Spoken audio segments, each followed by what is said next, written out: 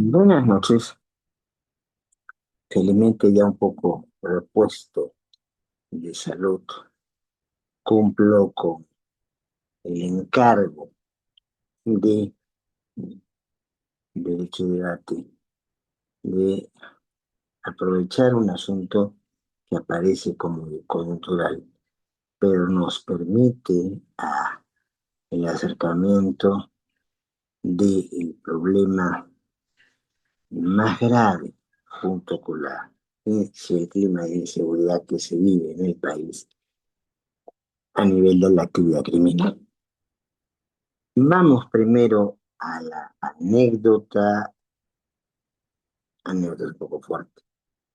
Vamos al asunto coyuntural que despierta el interés y tratemos de describir qué pasa detrás cuando estamos en un momento de debate de candidatos y candidatas presidenciales que nos sueltan una lista de propuestas, no nos dicen el cómo y que se van a materializar esto en la misma línea de la mayoría de los planes de gobierno y que dedican buena parte de sus tiempos para jugar al golpe, que muchas veces es más golpe de descalificación personal o grupal que un espacio para propuestas concretas y bien sustentadas.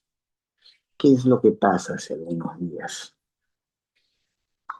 En aquella vía construida para ganar la ciudad de Lima y parte del Callao al mar, del cual está disperso en buena parte por los acantilados de la bahía de Chorrillos. La bahía de Callao es otra cosa. Por eso permite la actividad de puerto y la bahía de Chorrillos, o que termina en Chorrillos, solamente tiene un pequeño puerto conocido con el nombre de Pescadores.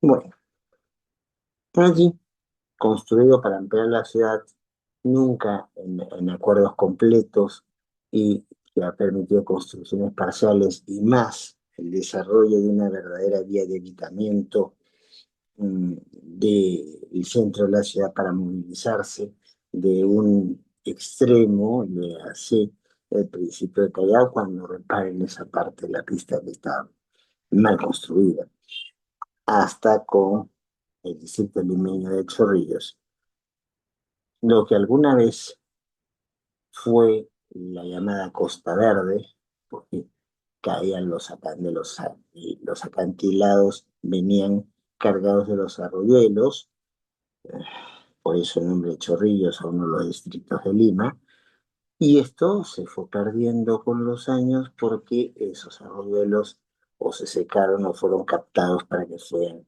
parte de la alimentación del suministro de agua potable en la gran metrópoli que ahora es Lima, prácticamente unida con el Callao. Algo se ha rescatado, pero finalmente en ese espacio comenzamos a ver una persecución casi policíaca, de hecho policíaca en algún momento, que llega hasta el distrito de San Miguel, justo el que está entre el limítrofe con la región Callao, y se comprueba allí que a dos personas están transportando una cantidad importante de lingotes de oro que ellos se lo están robando. Curioso, pasan los días y las personas que estaban llevando los lingotes, no sueltan prenda de quienes le han hecho el encargo y menos aún existe alguien que presente una denuncia frente al delito claramente cometido. No. La investigación pues, se está siguiendo de oficio por propia iniciativa del Ministerio Público. Y esto es muy fácil de entender. Esos lingotes de oro han sido obtenidos por la minería ilegal.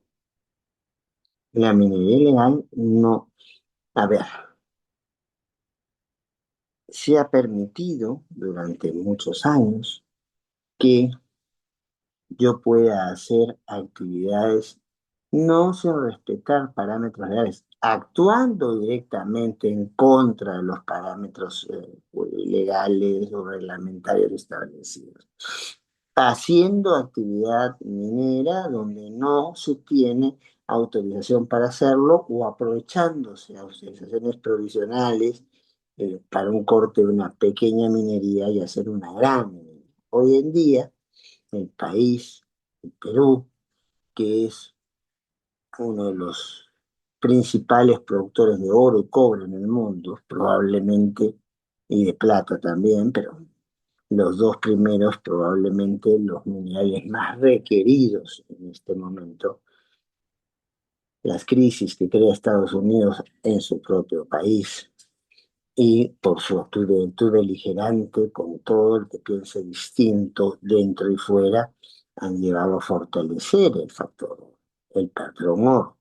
Es cierto que hoy día, después de varios meses, en el Perú, el dólar ha acogido como una valor de intercambio 3 soles 50 equivalen a un dólar. Mejor precio del dólar en los últimos tiempos.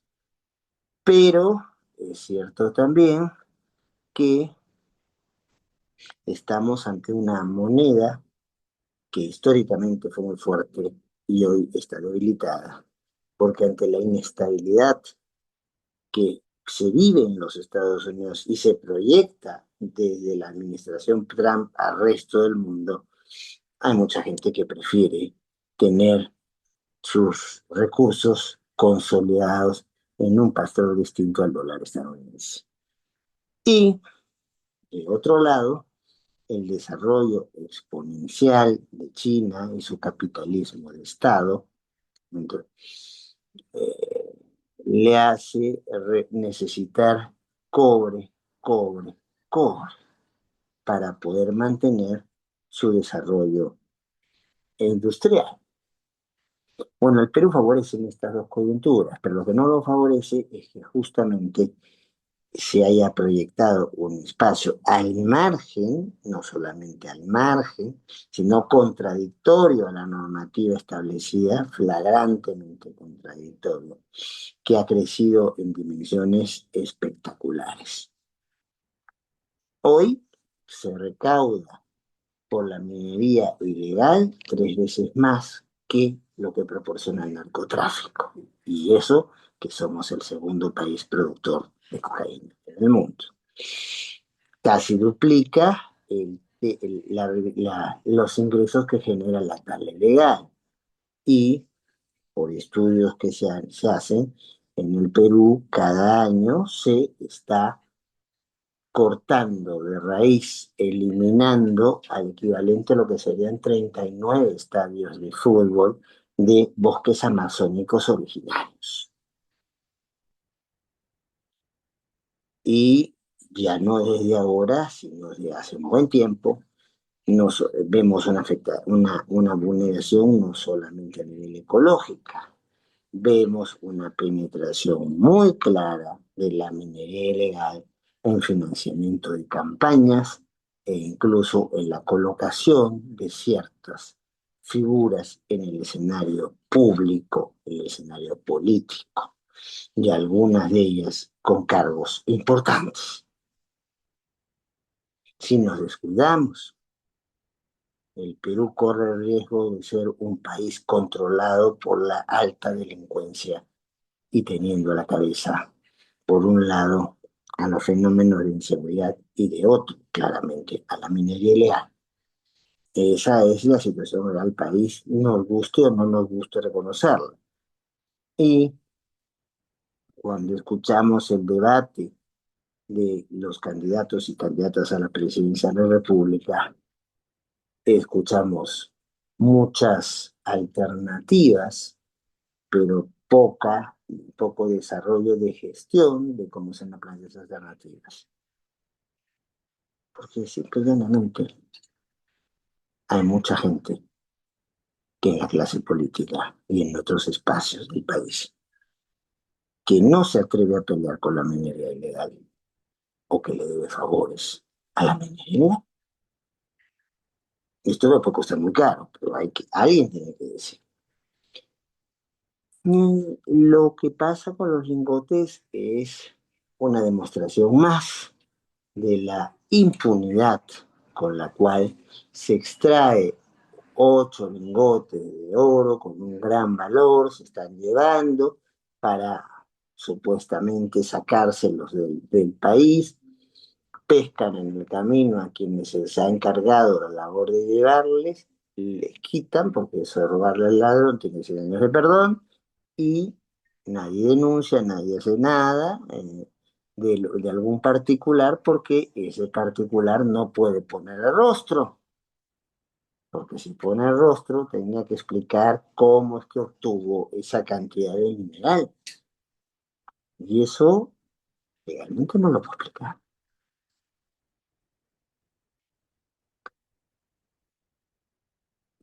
El problema con la minería no es nuevo.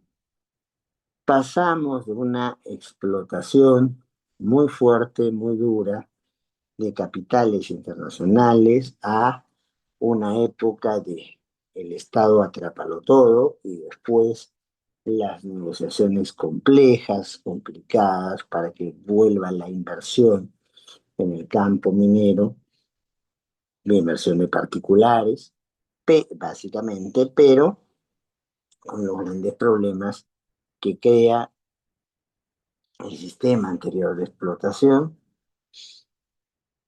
los problemas psicológicos, la falta de respeto a eh, comunidades campesinas, pueblos indígenas, como las llaman el convenio de OIT. Entonces, entre ese clima de desconfianza y de complejidad para ascender a un estadio formal, se crean esas alternativas mientras tanto, que son remedios peores que la enfermedad.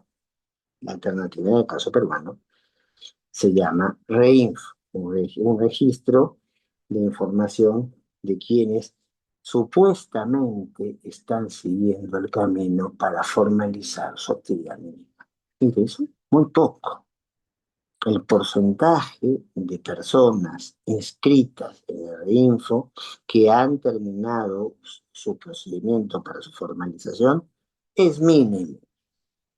Y muchas de las personas que iniciaron este camino, en el ínterin lo que han hecho es poner en manos de minería ilegal, e incluso algunas compañías, según se dice, de eso no tengo pruebas, en minería que aparece como formal, pero tiene su puerta falsa para actuar en ciertos espacios.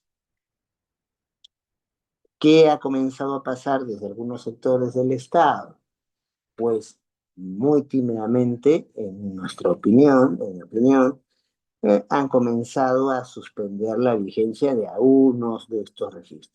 Pero, de otro lado, se ha dado una iniciativa muy fortalecida por algún sector del Congreso, algunos de los integrantes de este sector, algunas de las integrantes del sector, seguramente con muy buena voluntad, cree que se va contra el medio ambiente, cree que se va contra la entonces, la estabilidad de comunidades ya establecidas sobre ciertos parámetros, pero claro, aquí es río revuelto y cuando río revuelto hay ganancia de pescadores y pescadoras. Hay gente que le interesa manejarse en las pautas que no choquen con esta minería ilegal. Ya para estas próximas elecciones al Congreso, hay por lo menos 8 candidaturas de personas que tienen un reinfo, un registro de estos vigente o suspendido. Ya el Congreso en funciones prorrogó la duración de este registro que debió haber vencido por 6 meses más. Y no sabemos cuál va a ser la reacción del próximo gobierno, del próximo Congreso, si va a seguir prolongando esta situación. la ley que se planteaba, la ley MAPE, llamada así, para poder promover la minería artesanal, la pequeña empresa minera, naufragó por sus propias deficiencias y por el interés de que no funcionara, quedó allí, no se terminó aprobando nada, y la alternativa fue de un sector del Congreso insistiendo por la prórroga de una presidencia, entonces a cargo del señor Geri, como encargado de la presidencia, que, bueno, no me gusta, pero no tengo cómo evitarlo, sáquenlo como quieran, y bueno, estos espacios instalados y sin una alternativa para que sean revertidos. Es más, ya a nivel nacional tenemos no solamente gente con reinfo abierto o con reinfo suspendido, hay 64 candidaturas que claramente manejan una agenda a favor de la minería ilegal. La minería ilegal no desde ahora, como dice algunos expertos en la materia, ya es un actor político, ya se puede hablar de una bancada reinfo dentro del Congreso y de un grupo, un sector organizado sin depender del color político del partido que tiene injerencia en la toma de decisiones más importantes y no solamente en la actividad minera, sino reflejo en otras actividades. La minería ilegal siempre viene de la mano de comportamientos como la trata de personas. Está solamente un caso. Hay zonas del país donde el asunto es francamente incontrolable,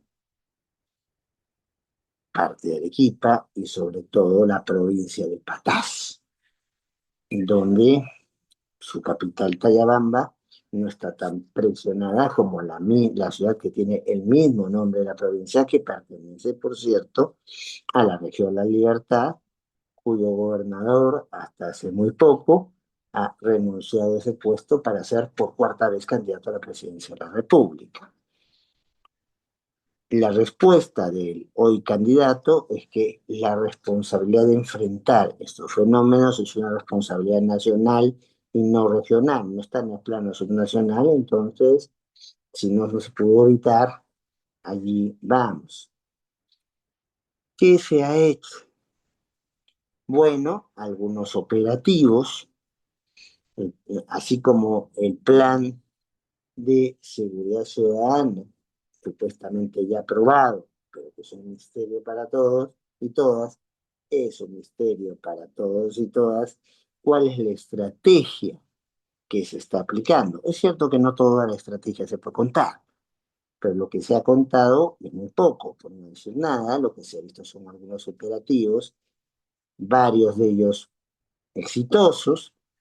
Por ejemplo, el rescate por las Fuerzas Armadas de 29 mineros, quienes habían sido retenidos por personas dedicadas a la minería ilegal, eh, situaciones de enfrentamiento donde eh, el robo de oro llevó a la muerte de algunas personas, tres por lo menos registradas, y esto en un intervalo, estos dos casos que estoy mencionando empatados, en un intervalo de 2 meses. Desde el punto de vista económico, el accionar del Comando Unificado de Patazos, donde se junta el esfuerzo de las Fuerzas Armadas, de las fuerzas policiales, la colaboración de la sociedad civil organizada, y no mucho, ¿no? Entonces, básicamente es una cuestión militar-policial, le ha hecho perder a la minería ilegal con unas más de 30 operaciones, una pérdida que se calcula en más de 245 millones, una intervención de 75 bocaminas, de 24 socavones y de 52 campamentos. Pero esto, en realidad, Es importante, pero no es tan importante cuando hay un cálculo que en este momento la minería ilegal maneja entre 6.000 y 12.000 millones de dólares anuales. Por eso les digo, mucho más que el narcotráfico, mucho más que la tala ilegal. Se calcula que sería alrededor del 2,7% del Producto Bruto Interno Nacional. Luego hay cálculos por instituciones privadas, como el Instituto Peruano de Economía, que dice que el Perú en este momento tiene una actividad minería ilegal que trasciende los parámetros de las implicancias nacionales con creces. El Perú es, nos guste, el país que contribuiría con el 44% del oro ilegal exportado desde Sudamérica. Ese es el principal país de proveniencia de la minería ilegal, sobre todo a nivel del oro. Y esto se ha multiplicado por 8 veces en los últimos años. Estamos ante un fenómeno que ha rebasado ampliamente, primero, las previsiones del Estado peruano y sus mecanismos de coerción y coacción, y que no solo los ha rebasado, los ha intervenido. En algunos casos los ha intervenido y en otros incluso hasta los ha cooptado.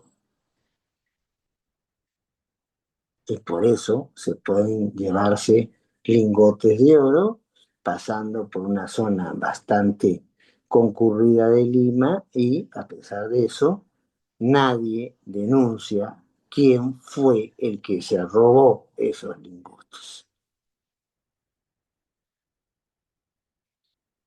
Y uno de los principales acuerdos que debería darse en esta coyuntura es justamente de establecer como una política de Estado, independientemente de que gobierne Juan Pedro Sánchez, cómo vamos a hacer un enfrentamiento a un monstruo grande que pisa fuerte como la nación, eh, que no solamente destruye el medio ambiente, que no solamente prostituye a un grupo de personas nacionales o extranjeras, que no solamente rompe con parte del equilibrio económico que debería tener el país, en tanto y en cuanto saca del registro formal, saca del espacio formal una importante cantidad de dinero con la cual se podrían financiar muchas cosas que hoy no se pueden financiar, ¿no? Independientemente de que hay ciertos espacios de la gestión estatal que son muy mal manejados. Ah, Mi pronóstico en este sentido no es positivo. Lamentablemente me he dado el trabajo de leer los más de 30 planes de gobierno y encuentro, en el mejor de los casos, salvo alguna honrosa excepción, que no la voy a mencionar porque se va a decir, está apoyando al partido tal o al partido cual, pero en el grueso de las candidaturas hay una declaración de buenas intenciones y no se sabe cómo, porque en otras palabras, las personas que han puesto eso en el plan de gobierno no saben o quieren hacerse a los que no saben qué es lo que se puede hacer.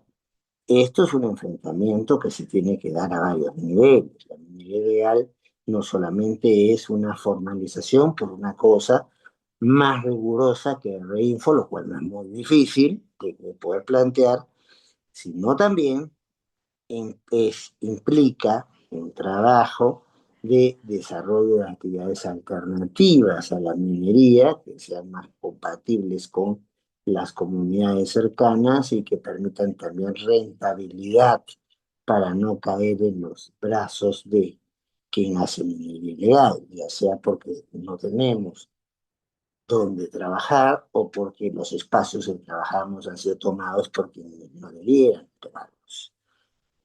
Implica también tener una posición muy clara con los temas de medio ambiente. ¿Se está discutiendo acaso en esta campaña presidencial, congresal y parlamento andino si debemos o no firmar el Tratado de Escazú? Que es toda una alternativa polémica, sin duda, pero novedosa para poder asegurar un mejor control de las actividades ilegales, antijurídicas, contra el desarrollo de nuestro entorno natural. Hay entonces lo que se percibe, sin querer ser injusto con esto, es que hay una actuación reactiva de carácter básicamente operativos, militares policiales, ¿ya?, a ciertos focos de la actividad en cuestión, pero no se ve algo muy orgánico y no se ve un tratamiento interdisciplinario, multidisciplinario. Aquí no voy a hacer la diferencia entre conceptos. Los asumimos como sinónimos, por efectos solamente prácticos y de tiempo. Si no hay una estrategia para atacar los diferentes frentes que sostienen a la actividad de la minería ilegal, porque generan condiciones para que se dé y generan condiciones para que se sostenga, no basta pues con desactivar campamentos, con cerrar bocatomas, porque se pueden abrir otras.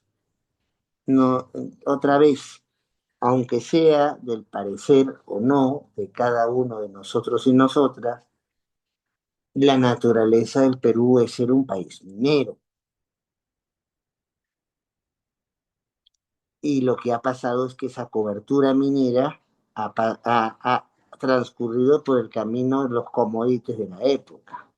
Primero fue el oro y la plata, después vinieron la explotación de otros minerales y ahora es el oro, el cobre y la plata, en ese orden, los que importan.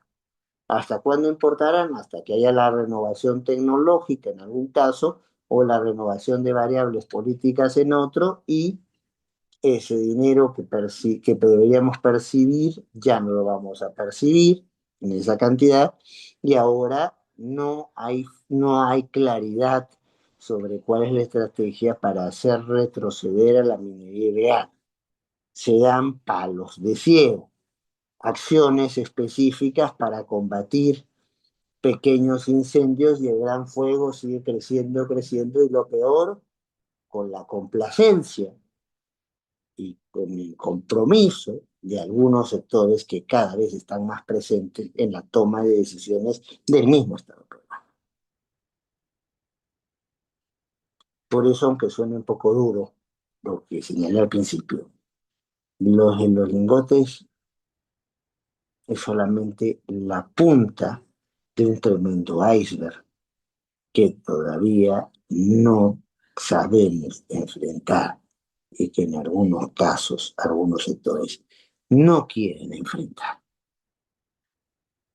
Y si mientras no asumamos los sectores que estamos comprometidos en un Estado constitucional y democrático en rigor, y no solamente en el papel, que independientemente de a quién le toque el gobierno, independientemente de quién haya mayoría congresal, entonces,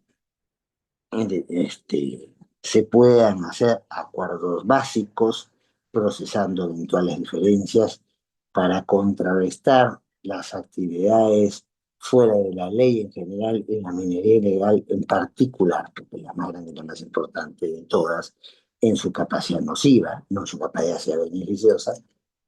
Pues bueno, eh, la piñata en una fiesta no se cae el primer golpe ni el segundo.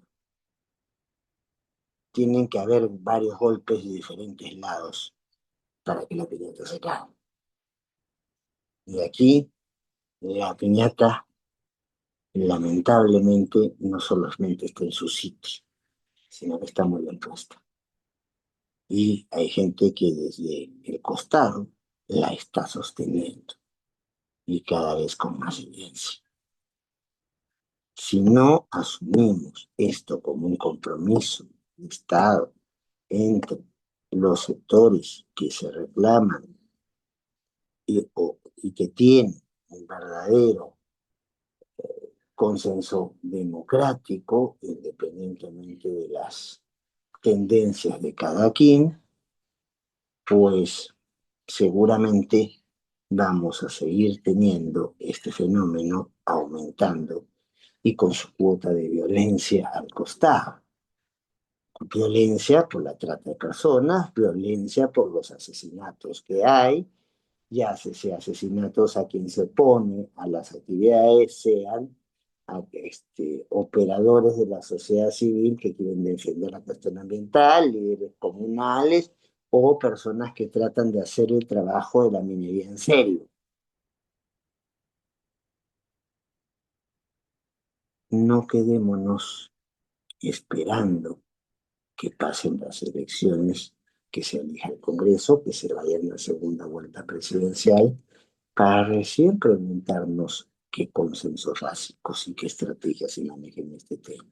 Este tema es de ahora y es uno de los temas más erosionantes de la poca institucionalidad que el Perú le queda. En controlar o no controlar a la minería ilegal se juega el futuro de nuestro país. Yo no sé cómo contestar la pregunta de cuándo se jodió el Perú. Creo que nació que hacía Zabalita en la famosa novela Conversación en la Catedral. Lo que sí sé es que el país, lo entiendo, viendo que nunca fue una red pública, nunca se quedó como una cosa pública, que nació jodido en el principio. Pero si algo lo está jodiendo más, mucho, y no se están tomando las acciones necesarias, es con minería ilegal. Y no nos sorprenda entonces de ver cómo en la cara de Medio Lima hace una operación para quitarle lingotes de oro a alguien y después nadie denuncia y el Ministerio Público, institución en una fuerte crisis interna, se pone a querer investigar de oficio cuando su mismo actual responsable y su anterior titular injustamente sacada del cargo nos decían que no tienen presupuesto para hacer funcionar la institución y que además ya están teniendo que despedir gente porque no tienen cómo pagarla. Si así queremos enfrentar la minería ilegal, no parece que vayamos por el mejor camino.